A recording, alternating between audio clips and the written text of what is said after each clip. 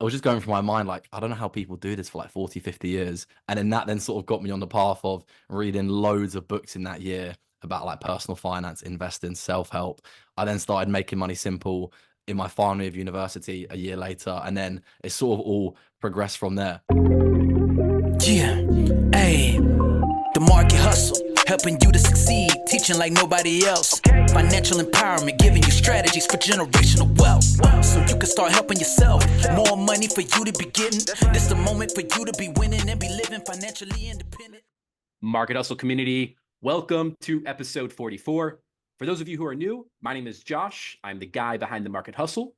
And for those of you who are returning, welcome back to another great episode. Today, I'm really excited because, of course, we have another guest. We are just rolling right through all these guest episodes. We've had so many back-to-back. And the guest we have today has been making some waves in the personal finance space over in Australia. And that is Ryan. He's the founder of Making Money Simple on Instagram, where he's built an impressive following of over 77,000 people. Another cool thing about Ryan is that just 27 years old, he's already accomplished quite a bit. He's built in a portfolio well over $100,000 in US dollars, all while working as a chartered accountant. So he's also recently published a book called Stop Waiting, Start Investing, where he breaks down his investing approach in an easy way. So really excited to kind of jump into this podcast and welcome Ryan on just to kind of hear a little bit more about him and maybe his perspective.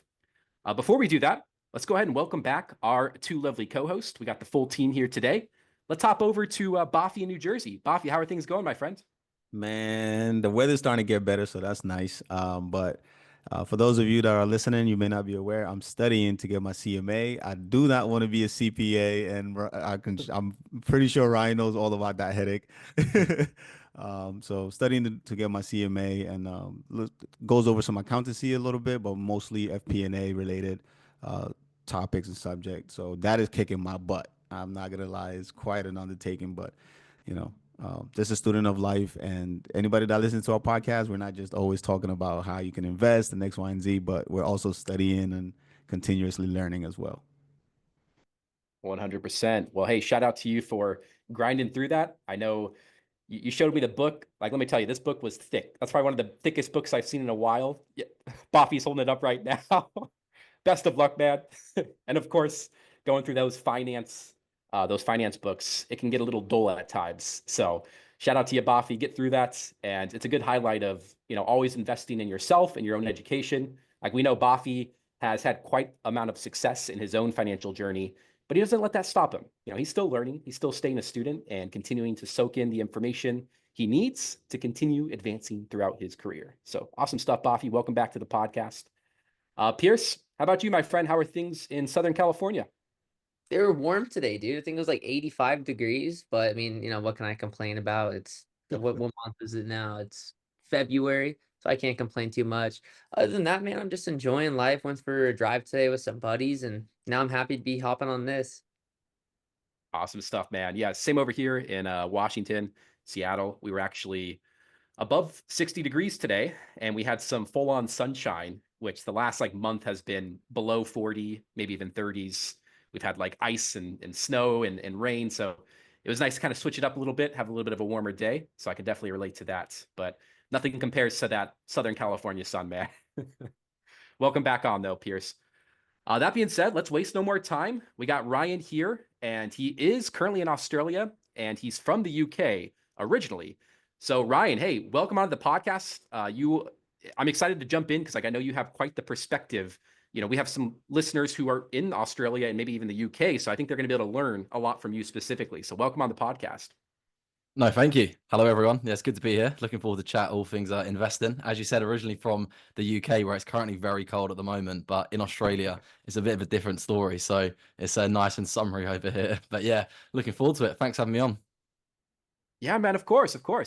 So I'm curious, you're a chartered accountant. What kind of got you into that role? Yeah, so I essentially went to university to study economics. So this was in England. Originally, I was thinking of being a teacher or something, but then I'd studied economics in school during my final 2 years, ended up doing that at university. And I didn't really know anything about money or jobs or just anything. But there's always graduate fairs at universities. And then through that, I sort of learned like who the big accountant firms were, the big banks were, the big insurance companies. I essentially applied to loads of them and then got one at an accounting firm. And then that was it. There wasn't a huge amount of thought. I feel like it's quite difficult to pick what you're going to do for the rest of your life when you're like 18, 19, 20. But I ended up getting on a grad scheme. And then through that, I like over 3 years did my, chartered accountancy exams, qualified as a chartered accountant in 2021. I worked in London for 4 years and then moved over to Melbourne. And I've been here now for the last 2.5 years. So I will go back to London at some point, but enjoy my time in Australia at the moment. And then, been sort of trying to invest, work my way up in my career, have fun and travel. You know what it's like, you three boys as well, trying to juggle it all. It's a bit difficult, but making it all, work at the moment. Oh, 100%. Well, hey, I'm sure you're enjoying the sunshine in Australia for a change compared to the UK. So enjoy that. No, that's really cool. And it sounds like you do have quite the interesting background coming from that accountant side of the equation. And I love what you're doing on Instagram. You know, for a little context for the listeners, I've kind of gone back and forth talking with Ryan in the DMs probably since, I want to say, since COVID, when like our niche kind of really took off. Like I remember we were talking in like early 2020. So this is actually the first time I've sat down and talked with him. But I'm kind of curious, like, of course, the accounting side of the equation, like you developed financial literacy there, of course, like being able to understand the language of business in a sense. So when was like one of the most eye-opening things that you learned while you were studying for your career, like becoming an accountant? Like what was like a big takeaway or something that just was like a light bulb moment that kind of set you on the path to where you are now? So I actually think the biggest light bulb moment was when I worked for 1 year in London as an accountant. So it's called like an industrial placement year. I don't know if you do them in America, but in the UK, a lot of universities encourage you to work for a year in between your second and third year of university. So then you work for a year, but finish your degree, and then after you finish your degree, you got a job lined up essentially. So that's what I did. I worked for a year in London, and then in 2019 went back on the graduate scheme. When I worked for that year, and I was like commuting every day, working a 9 to 5, that was when I realized I don't want to do this forever. After not even 1 year of investing, of working, sorry. And I was just going through my mind, like, I don't know how people do this for like 40, 50 years. And then that then sort of got me on the path of reading loads of books in that year about like personal finance, investing, self-help. I then started making money simple in my final year of university a year later, and then it sort of all progressed from there. So I'm still doing the job, don't get me wrong. And it is like some days are good, some days are bad. It's one of those things like any job. But probably that moment was when I was quite lucky because I was only 20, 21 at the time. But then fortunately, it got me to look into investing. And then, since then, I started investing. And now over the last sort of 7 or 8 years, I've managed to grow my portfolio to £100,000, or as you said, $100,000 plus. So but that was probably the big moment where I just looked in, fortunately stumbled across investing, and YouTube was obviously big back then, loads of videos, and then the rest has sort of progressed from there.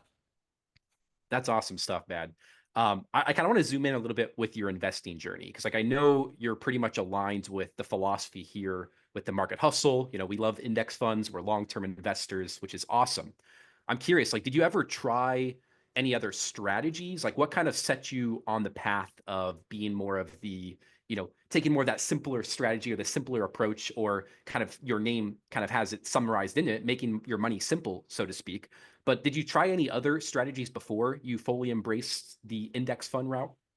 Yeah, so fortunately, I stumbled upon index fund investing relatively quickly. But before that, I did try stock picking and all that stuff. And it obviously was just a waste of time and went wrong. So when I was in my final year of university, I was reading books on like how to pick stocks, watching all these YouTube videos. I remember like I read The Intelligent Investor, was trying to implement that stuff. I read Phil Town's like the 4Ms. I mean, I read that years ago now, but his way of analyzing companies, all these different books on how to analyze companies, moats, margin of safety, working out discounted cash flows, all this stuff that ultimately, I don't know, I think it's largely pointless, to be honest with you, and we can get into that. But so at the start, I did try to pick individual stocks because, and I think this is a very common misconception that, and I thought this as well, when it comes to investing, at the start, I thought you could only invest into individual companies. I didn't know what funds were, Yeah. index funds and ETFs. So I just thought you see films, like, or TV shows, and are all just like on the trading floor picking stocks. Everything's mental. So I just thought that's what investing was like.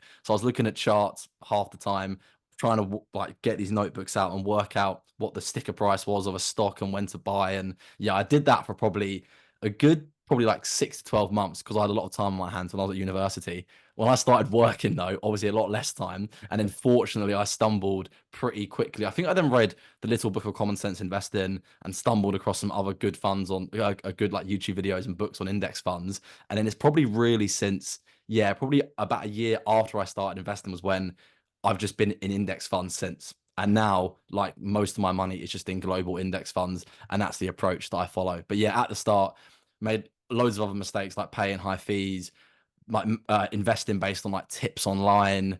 Um, yeah, just silly stuff like that, which I feel like everyone goes through. And it's better to make those Yeah. mistakes with a small amount of money rather than thousands of pounds or dollars. So that's one benefit when I didn't have much money at the time. But yeah, that's probably the main things I'd say.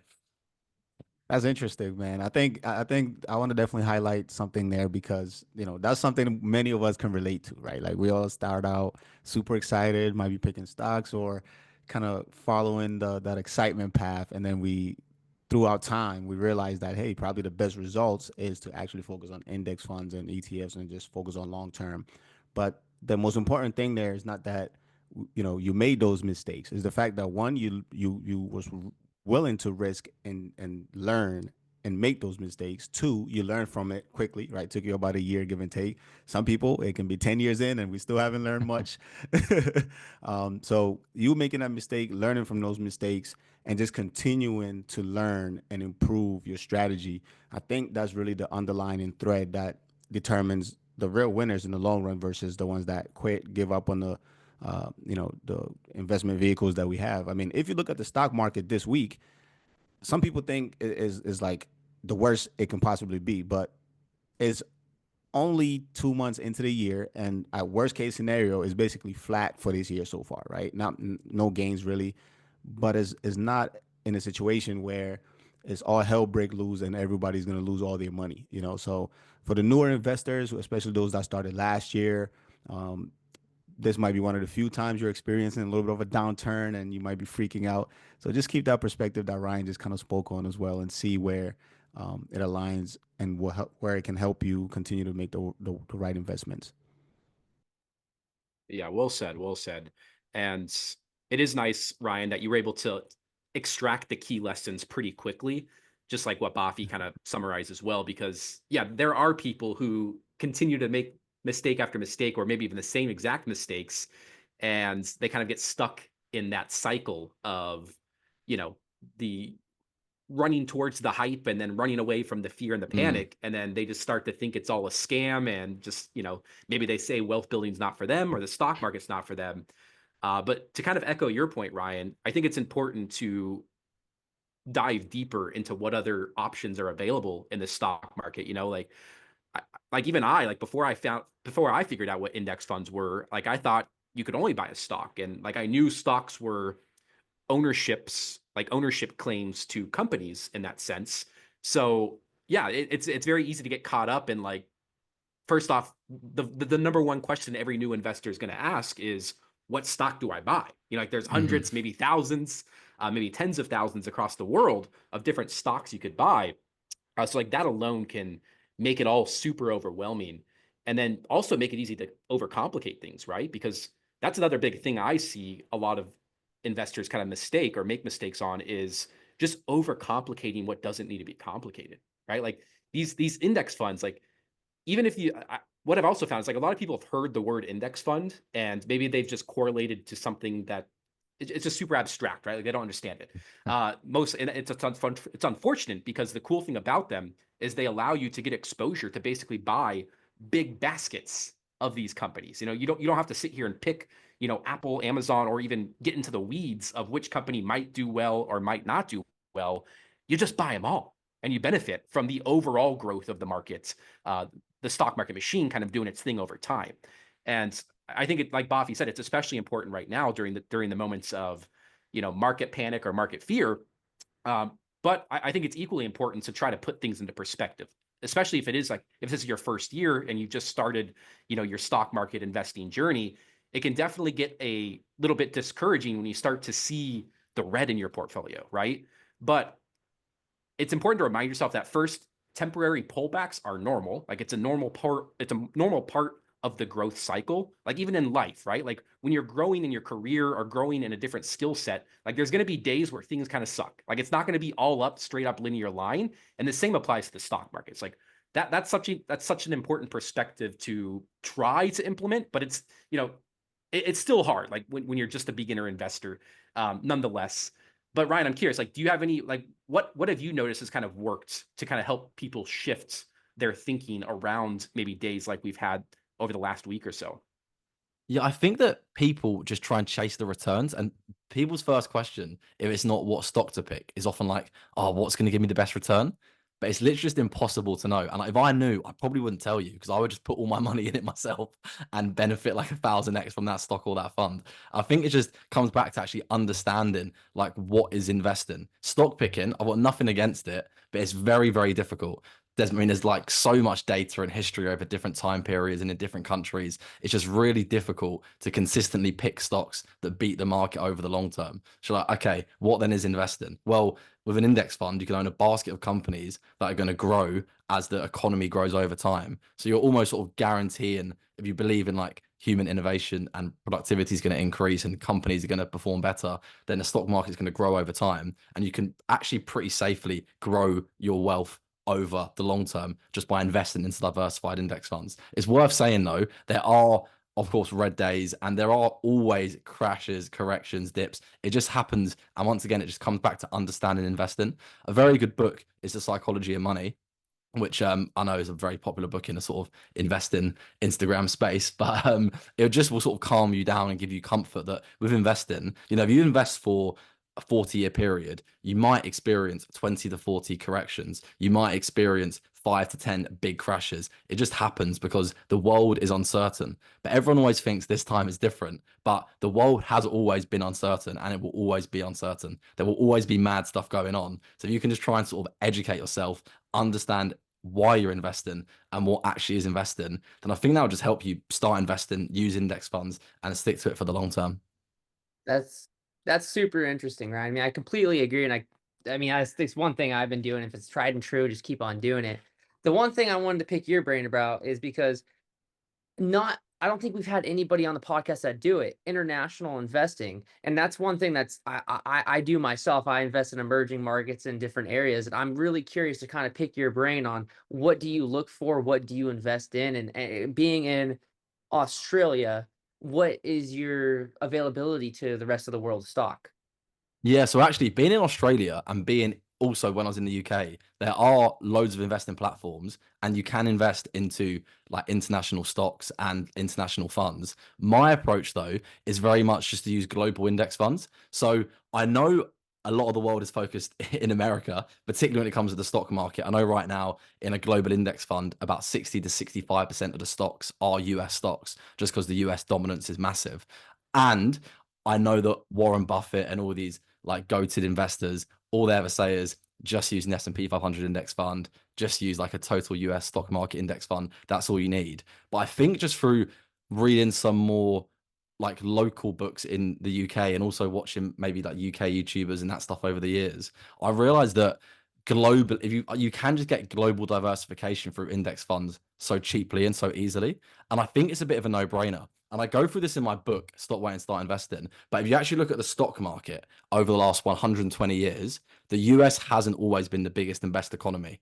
It ebbs, that they're always around there, but it ebbs and flows. About 100 years ago, the UK was the biggest economy. In the 80s and 90s, Japan was the biggest economy. Now it is the US. And I'll be honest with you, it's hard to imagine the US not continuing to be the biggest economy with like all the biggest and best tech companies. But the thing with investing is you never know what's going to happen. So by using the global index fund, what that means is I'm essentially investing into every corner of the world. Don't get me wrong, as I mentioned, it is still very, very heavily weighted towards US stocks. So there's 65% US stocks. It's about 7% Japanese stocks, 3 or 4% UK stocks. So it is very, very US dominant. And if the US continues growing, it will reflect it in the global index fund. or ETF. But if the US isn't as dominant, I mean, the India stock market has doubled since 2019. Maybe the Chinese stock market might start growing. Who knows what's going to happen? Europe might finally have a comeback. Probably unlikely again, but you never know. So by using the global index fund and having that sort of international diversification, I think it's just a bit of a safer play. And then I'm sort of fine whatever happens, because if the US continues to dominate, I'll be fine. And if they don't, then I've got other countries that will take up a larger and larger share of that global index fund. So I guess because I'm not from America, I maybe look at it from a different approach. Whereas I know with investing, home bias is very much a real thing. And the biggest and best investors in the history have always said US funds. So I understand why. Even in the UK, though, and Australia, a lot of people only invest into US funds, which is interesting. But for me personally, that's why I like to take a global approach, just so I've got international diversification, as you mentioned. So That's so awesome, dude, because it's like I feel like I've been one of the only ones, especially among like my friend group, that has been investing internationally for the last 2 years. And like you said, with the Indian stock market, I love investing in the Indian stock market. I'm huge into the Chinese stock market, so it's cool to find someone. I like you said, maybe it's more prominent outside the US, but I wish it was something more prominent within the US to be able to expand our reach. Because I guess I understand our economy is pretty big, but I mean the rest of the world has so much to give. But that's awesome yeah, on that, man. Yeah, no, no, Piers, no, cheers. that's a really good point, man. Because, I mean, I think for the most part, it's because we're in the U.S., we're a little bit biased, right? Because we're so used to a certain level of fluidity within economic growth, advancement, innovation, and generally the U.S. economy tends to have the least amount of regulation slash less friction, right? We have a little bit more free reign to the world's resources and everything of that nature. So I think that gives us a certain flexibility and advantage. And so we try to probably maximize and leverage that, especially when we compare a lot of indices across the world. But to your point, yeah, there's opportunities everywhere. And the world is much smaller than it was even yesterday, right? So everything is super interconnected. We have such a globalized society. So there's opportunities everywhere. And I think it's important to also ask this question because we do have a sizable portion of listeners that are in various countries and all over the world, right? So the natural question really would be is like, what are some of the universal brokerages that maybe people outside of US, yeah, maybe they want to invest, they're excited. You just spoke about a great fund that they can potentially do some research on, but they're not sure, what 2 or 3 brokerages that would be kind of applicable for those that might be outside of US. So if you know about 2 or 3 that you think is pretty decent platforms that people can learn about, feel free to definitely share that. Yeah, I think in Europe, one very popular one is Trading 212, which is available in the UK and also a lot of other countries. The problem is, yeah, I think with platforms, because of like each country has their own regulation, you might, depending on what country you're in, there will be a platform or a broker, but you might need to do a bit of research. But I know eToro, Trading 212, and one called, I think it's Degro, something like that. Those 3 operate across a lot of European countries. I personally in the UK always use Vanguard. In Australia, I use Vanguard. I know in America, Vanguard's massive. I'm very much like the Jack Bogle school of thought when it comes to investing. But there are hopefully some options, depending on what country you are, though. It really is just simple as just putting in like Slovakia investment platform into Google and just seeing what comes up. And you can probably pretty quickly work out, I guess, what you're looking for. One with a good reputation, one with low fees, and one with a good selection of investment options. They're probably the main 3 things to look for. And then when you talk about specific funds, once again, global index funds and ETFs are just really widely available in the UK and also Australia. A good couple of specific indices to look into: the FTSE Global All Cap, FTSE spell FTSE, the FTSE All World. There are 2 global indexes, and that you can then get index funds and ETFs that track them. And within those indexes, they track thousands of companies, 3.5 to 7,000 companies all around the world. And that's another thing, coming back to your point, Pierce, as well, about like international diversification. I think that people often think it's like really complicated, and you can have like multiple funds if you want. But the beauty of investing is now, and this is what I've done with my own investments for the last 7 to 8 years, you can just have one global index fund or ETF. And people think they need to do more. And don't get me wrong, if you want to pick stocks or add other funds, you can. But if you have one global index fund inside your investing account on the broker, you've got global diversification through one fund. And that's all you really need to do. You can overcomplicate it and do more, but you want the sort of the least of resistance to have the most globally diversified portfolio.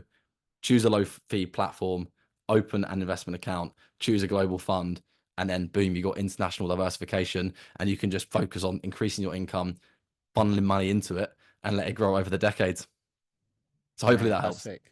Yeah, it definitely helps, man. That's amazing. I think as you were kind of running through that, I couldn't help but to just take a step back and realize how lucky some of us actually are. Even just to the ability to have access to some of these global funds and the U.S. economy via some of the brokerages like Trading 212, eToro, Vanguard, as Ryan just mentioned. You have to think about it, man. I don't know what the data and the stats is, but there are so many people out there that can't access or buy any. I mean, they can learn about it on social media, they can learn about it online, they can read books, but perhaps maybe their country or their location doesn't allow them to actually be able to tap into the global economy, to be able to actually invest. They're probably yearning to invest, right, or do something with a little bit of capital or a lot of capital, and because of their geographical location alone, they can't. And so I hope all the listeners and everybody that's listening that have access to some of these tools realize just how blessed and fortunate and lucky they are to be able to invest. And it is it's everyone's duty to do their best effort and make sure that they are taking advantage of these tools, because you'll be shocked. For some people, this is the only way out, and for many of them, they can't even get a chance at opening that door. So if you have access to these tools and you can invest, please do your best to make sure you're putting something to work, because I can promise you, you're already living a dream that so many people would literally cross oceans and put their life at risk just to have a slim chance at making it out of the situation that them and their families in. I mean, it is something special, and we take it for granted, right? Because Oh yeah. we're so used to it, and when you have access to certain things, you don't realize how lucky you are until you actually lose them. So I hope that kind of sticks with people as they listen to this episode and understand, like, look, because I'm from Ghana, West Africa. I've been to other African countries, and I can promise you, I mean, I get DMs all the time from people in various countries, and they're like, hey, they want to invest, but they can't. And I'm just like, dang, like, I wish I can give you an answer. I can help you with a solution. But I realize sometimes there are simply limitations. So if you don't have that limitation, oh, you better make sure you're taking advantage of all the hard work that we're all doing together as a society and build some wealth that way. Yeah. Yeah, And agreed. just to echo that, it's also never been easier with a lot of these countries, like just due to all the different brokerages that have made it just super easy to actually get started. And then not only that, I'm not sure how it is in Australia. I know Trading 212, I believe they have no fees, right? Yeah, that's right. Okay, so like not only that, like most of these brokerages don't even charge to actually buy stocks anymore. 10 years ago they did. 10, 15 years ago, Yeah. you had to pay every time. My first stock that I bought on E-Trade, I paid $7 to buy it. Like I was negative right out the gate. So like not only do we have the advantage with these tools, it's also just never been easier to get started. So like to echo Boffy's point, like I think it's important. Like we got to take advantage of what we got right in front of us, because these are massive opportunities that can just completely change the entire financial trajectory of our entire life. Yeah, I try and talk a little bit in my content about how investing is a privilege, because if you're able to invest, it means you got access to investment platforms. So you're probably in a developed country, and it means you've got excess disposable income. So you're not necessarily just fine for survival, and you can actually put away a bit. So people then, because I often get comments being like, if I'm investing £1,000 a month, people are like, oh, wealth is greed and all of this. I'm like, I appreciate investing as a privilege, but if I can build my wealth so I can have a good life, me and my family, then I can pass it back. You can give it back in other ways. It's almost a no-brainer. So that's the way I try and look at it and get it across in my content. But yeah, I agree with both of Yeah. what you have said. And to what you were saying as well, Josh, yeah, it's never been easier, never been more accessible, never been cheaper. I feel like 20 years ago, everyone thought it was just like old white men that invested. You had to like call up a bloke, be like, oh, put this like trade through something out of Wolf of Wall Street. But now you can literally get an app, even download loads of apps, download like 10 apps, try them all out, see which one you like, and whichever one you like the most, has a good reputation, has the lowest fees, go with that one. But yeah, agree with both what both of you were just saying just then. No, awesome stuff. So Ryan, I'm curious, maybe we can pivot a little bit more so for Um, I'd like to just get a little bit more well, maybe just dive deeper, actually, get more context around the equivalents, the account equivalents in maybe Australia and or the UK. So like here in the US, we have some incredible accounts available to us, you know, with the 401k, just getting those tax benefits. And then of course, I'm sure you're familiar with the Roth IRA, which, you know, the finance niche in general has blasted that pretty aggressively. What would you say is like something equivalent that I'm not sure if you're investing in both Australia and the UK, but maybe you're aware in both those countries. Like, what would you say the equivalents are in those countries? So I am investing in both in Australia and the UK, and I think that's another question I occasionally get, where like if you're going to work abroad for a few years, can you still invest? Definitely. I mean, if you can get in a good habit of putting away even like 10% of your income per month, no matter what country you're in, then you're only going to grow your wealth. But yes, I'm familiar with the US accounts, and essentially the equivalent of a 401k in the UK is just a pension. There are a few different types of pensions. You can get like a workplace pension for your employer. You can get a private pension that you open yourself. But in the UK, we generally just call it a pension. In Australia, it's called a superannuation, or people refer it to as a super normally in short. The super is quite interesting in Australia because in the UK, you normally get an employer match. But not always. Whereas in Australia, if you earn above a certain income, you have to, by law, put in 11.5% of your money into your pension, essentially. So normally what happens is your employer will offer you like a pay packet, a compensation, and then add on 11.5%. And that essentially is what they're paying you, but it goes straight into your super. So that's sort of like forcing people to save for retirement. So it's, I guess, not their problem, because I mean, in the UK, we also get a state pension. So when you get to 66, if you contributed enough for your taxes over the years, you get £11,000 per year. So that's probably maybe $20,000. So it's not very much to live off of at all. And to be honest with you, that's 40 years away from me. So I doubt it's going to exist, which is sort of why you need to use these various investing accounts to actually invest. And But then that's when it comes, just real quick for people listening, that'd be similar to like our social security. It sounds like exactly the same thing where, you know, when we hit 65, we might get a couple grand, you know, if it still exists. So just interesting to connect these points. But continue on, Ryan. I just wanted to add that. yeah, no, that's cool. No, that's interesting. And then with a Roth IRA, there's no equivalent in Australia, unfortunately. And I didn't realize that before I got here. So there's no equivalent. So if you weren't going to use your superannuation, your pension, you would have to just use a general investment account, which has no tax advantages. But with the UK, there is an unbelievably overpowered account that I think is even better than the Roth IRA, although we can debate this and correct me if I'm wrong. It's called a stocks and shares ISA. So that's in the UK specifically. So with a stocks and shares ISA, you can put in £20,000 per tax year. So every year you can put in £20,000, which is a massive allowance. This is after tax. So you earn some money, paying income tax, whatever, get your net amount into your bank account. You put that into a stocks and shares ISA. You can put up to £20,000 per tax year, and that then grows tax free forever. And there's no taxes, no capital gains tax, no dividend tax, no tax on withdrawal. So I have never, and I've spoken to like people from like, yeah, the US, Canada, I've been in Australia. I'm yet to find an investing account I think that is better than that one, just because you obviously just grows tax free, and then you can use like low fee platforms and brokers, low fee funds. You can pick stocks. So if you wanted to, even if you're like a trader, you can put in 20 grand into this account, trade stocks, and any gains you make are just completely tax free.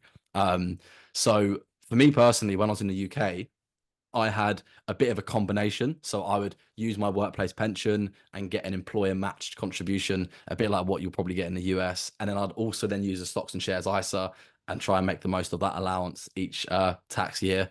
And then in Australia, because there's no stocks and shares ISA equivalent. So my approach is I'll once again use my superannuation, which is my 401k equivalent. And then on the side, I'm putting money into my Vanguard general investment account. So I've still sort of got like a two-pronged approach, I guess. But yeah, because I think as well, a lot of people think that it sort of needs to be like complicated. But for me personally, or you need to have some like loads of money to start investing. But all I do is obviously work as an accountant day to day, and I just take a portion of my money, put it into those two investing accounts. So in Australia, it's my super and then my Vanguard general account, and just put the money into global index funds and let it grow over the long term. But yeah, that's sort of how it works in the UK and then Australia. So let me know how it compares to what you guys have got in the States.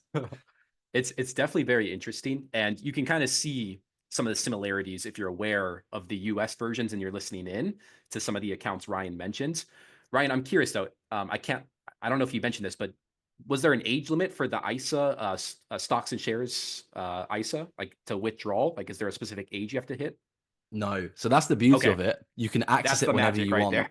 Yeah, I It's should have definitely mentioned better. actually. That's Yeah, the best I should part. have You got to mentioned that. highlight Yeah. that. So what a lot of people do is, particularly like myself, if you get into investing when you're quite young, you can often use a stocks and shares ISA, and then you can access that early, and that can bridge the gap between you retiring and then you accessing your pension. And then you have the state pension as well. So in like as an example, Man. in an ideal world, you could like use your stocks and shares ISA from 40 to 55, because 55 is when you can access your workplace pension. You can then use the workplace pension from 55 to 66, and then you get the state pension from 66. So yeah, the flexibility Mhm. completely accessible whenever, which I know the Roth IRA isn't, right? It is. Is it locked up Well, still? it is. It's kind Somewhat. of like a hybrid Yeah. where Yeah. anything you add into the account, the contributions, you can take those out at any time before you're 59 and a half. But any of the profits that grow in that account. So if you buy a stock and then it increases $100, that $100 is kind of locked in until you're 59 and Ah, a okay. half. So it's a Yeah. little bit different. Plus, it sounds like your contribution, like you can add, what was it, 30,000 Yeah. pounds to the stocks and share ISA? £20,000 is massive. 20,000. So that's Wow. massive. Yeah. Like that's a huge benefit. Yeah. That's It's honestly incredible. massive. And there's been Uh, some chat about the government maybe cutting the allowance, which hasn't gone down well in the press. So I'm hoping Uh, they don't, I'm hoping they leave it there. So when I'm back in England, I can start using it again. Man, I think the U.S. needs to learn a thing or two about some of these a little bit. You know what I That's mean? what I'm saying, man. We need to adopt a few of these tricks to kind of make it a little more robust and friendly for us, you know? But Ryan, quick question. What is the tax system like in the UK and Australia, right? And how does that impact investments? Yeah, it's pretty similar across both countries, and I think it'd be pretty similar across in the US as well. So with the UK, you have obviously capital gains tax and dividend tax. So that are the main two taxes you'd pay if you weren't using the stocks and shares ISA or a pension and just a general account. Or for example, with crypto, you can't invest crypto in an ISA or a pension, so you have to use a general investment account. So in that scenario, you pay capital gains tax when you sell, and the rates depend. It gets a little bit complicated, but essentially you'd pay between 18 and 24% of capital gains tax on any gains you make. And then the dividend tax, once again, depends on your sort of income, but it varies from 8% all the way up to about 40%. So that's why if you're in the UK, just make sure you use a stocks and shares ISA and slash or a pension, because you just avoid most of those taxes. With a pension, of course, you have to pay tax when you withdraw it, but a stocks and shares ISA, you avoid all taxes. So it's just an absolute no-brainer. That's how it works in the UK. There's none of that like short-term capital gains, long-term capital gains. That doesn't exist in England. I know it does. I think it does in America, right?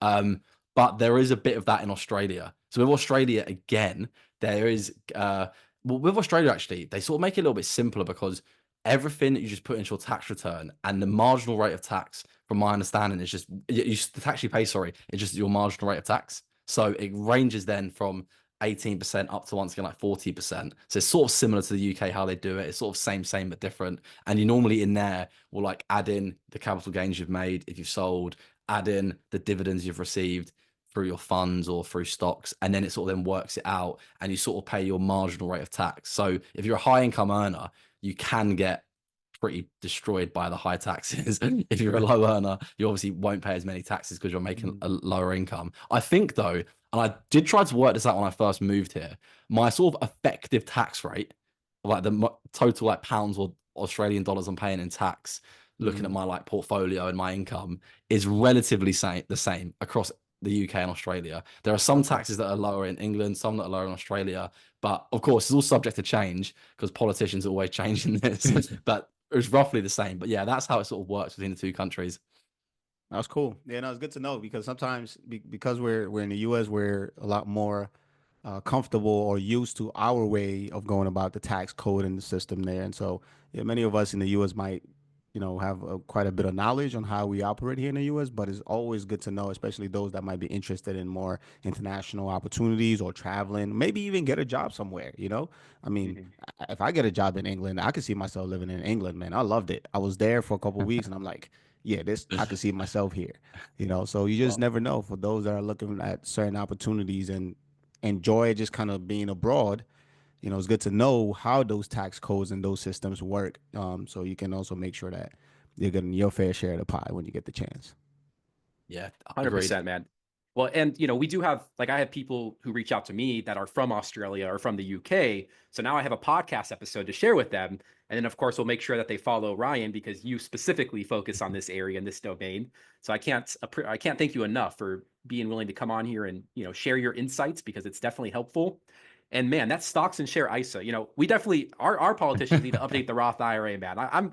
That's crazy. Like, the fact that you can withdraw out of that account without any age limits, and you have a huge Mm. contribution limit, is awesome. So yeah, definitely, if you're in the UK, that's a no-brainer in my eyes. Yeah, and the thing is, in the UK, there's always like stats that are really bad, but the stocks and shares ISA, I think only 7% of adults use one, which is obviously a shocking stat because you can Wow. literally open one in like less than 5 minutes. And I think a lot of people get in a bit of a twist, like it's so complicated. But there is a lot of options, don't get me wrong, but you can just download Vanguard or Trading 212, whoever it is, open a stocks and shares ISA, and then start investing tax efficiently from £1 instantly.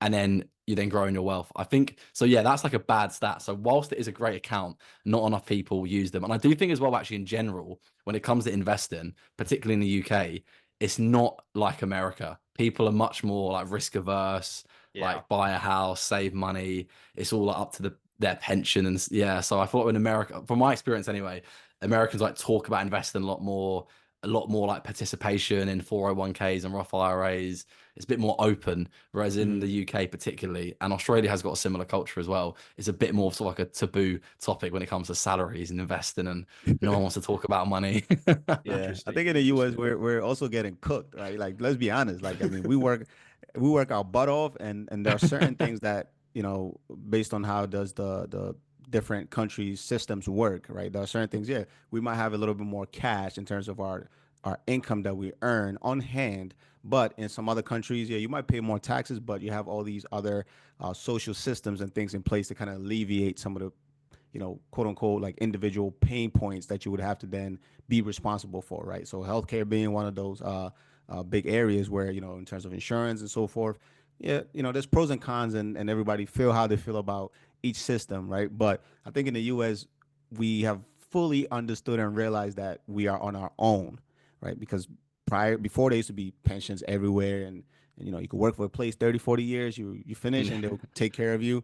That's out the window, except if you're working few government jobs or certain specific type of firms that still provide that. So we know that we are solely responsible for our entire living in our later years, and so we can't afford to just lallygag or not really prioritize investing. And I'm glad that is kind of catching on to the rest of the world, Yep. in terms of not making these subjects taboo, right? Educating others. Like Ryan is doing a great job in internationally. Of course, Yeah. we Shout out reach to you, Ryan, for international that, because folks as it's well, but guess what? Because he's literally physically there and understands these environments better, he's helping turn these stats from that 7%, hopefully to 10 and 15 over time, right? And maybe more. So I think it's really interesting to see the amount of work and effort that people are doing all over the world. And it's not like they're doing it because they're getting paid for it. Ryan could take on just an accounting job, work for a firm, and just make big money and focus on himself, and everybody else can figure it out. But guess what? It's about teamwork, it's about community, it's about building and growing together. And so it's amazing to just kind of witness and see things from Ryan's perspective and his level of experience. So all the international listeners, yo, you can't say we didn't bring anybody on that that you can connect to and whatnot. So make sure you do follow him and pick his brain. The guy's a genius. Too 100%. kind. It's also interesting just to see the differences. Ryan's able to come here and kind of highlight how different things are in maybe Australia and the UK compared to the US. Like, clearly on this podcast, Bafi, myself, and then Pierce, like, we have a lot of information in the US specifically, but of course we want to be more holistic, especially since I know we have international investors. And yeah, Ryan, I can't thank you enough for coming on here and, you know, being willing to take the time. I know you're on your lunch break. So like, not only are you coming on here, but you're taking your Wow. valuable lunch break to come share these insights with the Market Hustle community. So yeah, shout out to you for doing all of that. Real quickly, where's a good place to find you if our audience is interested in learning more, especially if they're like in the UK or in Australia? Yeah, my across social media, just making money simple. Instagram, TikTok, YouTube, all of that stuff. So if you type it in, you'll probably stumble across me. Yeah, if you've got any questions, feel free to drop me a DM anytime. I obviously don't know everything, but I'm happy to help if I'm able to. And if not, I can try and point you in the direction of someone who maybe knows more than me. But yeah, I'm always sort of been doing the whole making money simple thing for a number of years now, just trying to sort of, similar to this podcast, just break it down simply, how to start investing. So yeah, drop me a follow and any questions, let me know. And it's been great chatting to you boys today as well. Yeah, absolute pleasure. Awesome stuff, man. Before we officially wrap up, I just want to head over to Bafi. Like, Bafi, do you have any closing remarks before we put episode 44 in the books? No closing remarks specifically, but this was really a nice eye opener and a great learning experience for myself. And I know the listeners are going to benefit greatly from it. My only thing I will ask is, do you follow the Prem at all? Yeah. Yeah. What's your team? Arsenal. Let's discuss. Oh, no. No Yeah, way. got this coaster as well. Oh, man. The coasters. Wow. Okay, so He's I got the see. coasters. I Mate, can't there's talk Arsenal because stuff I can't everywhere. talk because my team have been a sinking ship for like 8-10 years, right? I'm a Manchester United fan, so I was gonna say, Matt. yeah, it's quite a painful decade for us. Stock markets are going up, but our stock is definitely going down in the Prem. At least the good news though is I can say in the last 10 years we still have won 2 to 3 trophies. Maybe not incredibly amazing trophies, but we still got something. Arsenal Yeah. though, on the other hand, Josh and Piers, they are in their best era and they still can't manage to get anything going. So The Prem's coming, the league's coming. Don't worry. Next year. Next year. Good luck. Next year. Awesome stuff. Pierce, how about you, my friend? Any closing remarks for episode 44? No, dude, I just got a booklet full of homework I'm gonna do tonight about emerging markets. Other than that, man, I appreciate you coming on. This was super insightful. 100%. Now, it's always nice just to bring on people with different perspectives, just so we can all learn something new. Like maybe you've only thought there's one way to invest, or maybe you are in the UK and you didn't know that there was another account out there that is similar to the Roth IRA. Like, you hear us talk about the Roth IRA all the time, but it turns out you might actually have a better account. So yeah, definitely take advantage of that if you fall into that situation. But this has been a fun episode. Ryan, I can't thank you enough for coming on to share your insights again. And really, if anybody listened, if you found this episode helpful, if you found it valuable, or if you know somebody who can benefit from this episode, like first go share it, let them know. If you have a friend in the UK or in Australia and they're not sure where to even start because everything's in the US language, send this over to them. As well as give us a quick 5-star review. The reviews we get I believe it helps boost us into the podcast algorithm. So make sure to do that. And then of course, go ahead and give Ryan a follow. We will leave his social media information in the podcast summary. But that's it for episode 44. I hope all of you have a great rest of your day, and we'll catch you back in the next episode. Bye-bye. If you feel just like I do, link up, come and join this crew. Hey, I'ma go invest and I'ma watch my money double, take it to another level. With that market hustle, always play it smart. You ain't dealing with a sucker, take it to another level. With that market hustle, I'ma hustle, hustle. With that market hustle, I'ma hustle, hustle. With that market hustle, I'ma hustle, hustle. With that market hustle, I'ma hustle, hustle. With that market hustle, go.